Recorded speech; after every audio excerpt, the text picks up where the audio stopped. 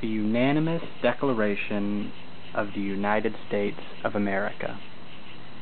When in the course of human events it becomes necessary for one people to dissolve the political bonds which have connected them with another, and to assume among the powers of the earth the separate and equal station to which the laws of nature and of nature's God entitles them, a decent respect to the opinions of mankind requires that they should declare the causes which impel them to the separation. We hold these truths to be self-evident, that all men are created equal, and that they are endowed by their Creator with certain unalienable rights, that among these are life, liberty, and the pursuit of happiness, that to secure these rights, governments are instituted among men, deriving their just powers from the consent of the governed, that whenever any form of government becomes destructive to these ends, it is the right of the people to alter or to abolish it, and to institute new government, laying its foundations on such principles and organizing its powers in such form as to them shall seem most likely to affect their safety and happiness. Prudence, indeed, will dictate that governments long established should not be changed for light and transient causes, and accordingly all experience hath shown that mankind are more disposed to suffer while evils are sufferable, than to right themselves by abolishing the forms to which they are accustomed. But when a long train of abuses and usurpations pursuing invariably the same object evince a design to reduce them under absolute despotism, it is their right, it is their duty to throw off such government, and to provide new guards for their future security. Such has been the patient sufferance of these colonies, and such is now the necessity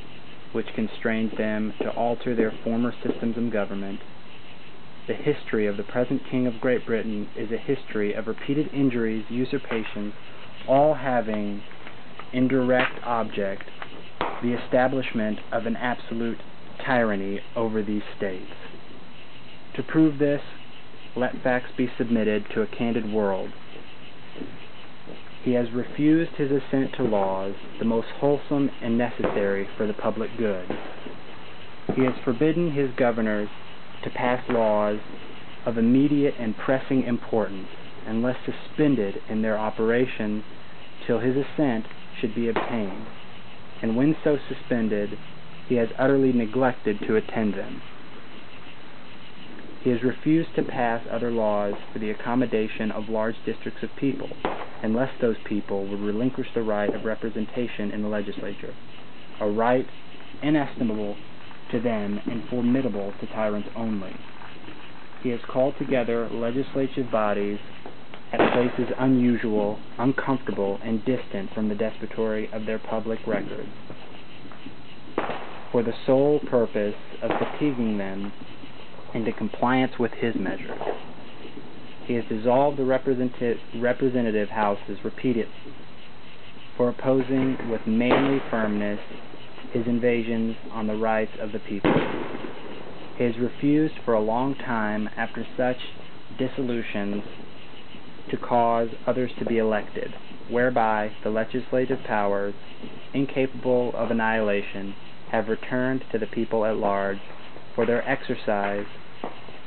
the states remaining in the meantime exposed to all the dangers of invasion from without and convulsions within. He has endeavored to prevent the population of these states, for that purpose obstructing the laws for naturalization of foreigners,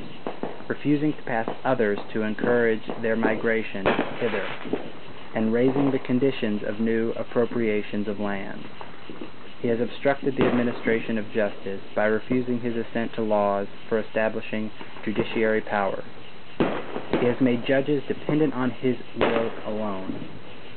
for the tenure of their offices and the amount of payment of their salary. He has erected a multitude of new offices and sent hither swarms of officers to harass our people and eat out their substance. He has kept among us in times of peace, standing armies without the consent of our legislature. He has effected to render the military independent of and superior to civil power. He has combined with others to subject us to a jurisdiction foreign to our Constitution, and unacknowledged by our laws, giving his assent to their acts of pretended legislation, for quartering large bodies of armed troops among us, for protecting them by mock trial from punishment for any murders which they should commit on the inhabitants of these states, for cutting off our trade with all parts of the world, for imposing taxes on us without our consent, for depriving us in many cases of the benefits of trial by jury, for transporting us beyond seas to be tried for pretended offenses,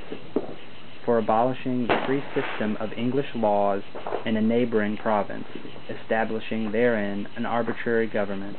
and enlarging its boundaries so as to render it at once an example and fit instrument for introducing the same absolute rule in these colonies, for taking away our charters, abolishing our most valuable laws, and altering fundamentally the forms of our government, for suspending our own legislatures and declaring themselves invested with power to legislate for us in all cases whatsoever. He has abdicated governments here by declaring us out of his protection and waging war against us. He has plundered our seas, ravaged our coasts, burned our towns, and destroyed the lives of our people. He is at this time transporting large armies of foreign mercenaries to complete the work of death, desolation, and tyranny, already begun with circumstances of cruelty and perfidy scarcely paralleled in the most barbarous ages, and totally unworth the head of the civilized nation. He has constrained our fellow citizens taken captive on the high seas to bear arms against their country, to become the executioners of their friends and brethren, or to fall themselves to their hand. He has excited domestic insurrections among us, and has endeavored to bring us, the inhabitants of our frontiers, the merciless Indian savages, whose known rule of warfare is undistinguished destruction of all ages, sexes, and conditions. In every state of these oppressions, we have petitioned for redress in the most humble terms. Our repeated petitions have been answered only by repeated injury. A prince, whose character is thus marked by every act which may define a tyrant, is unfit to be the ruler of a free people.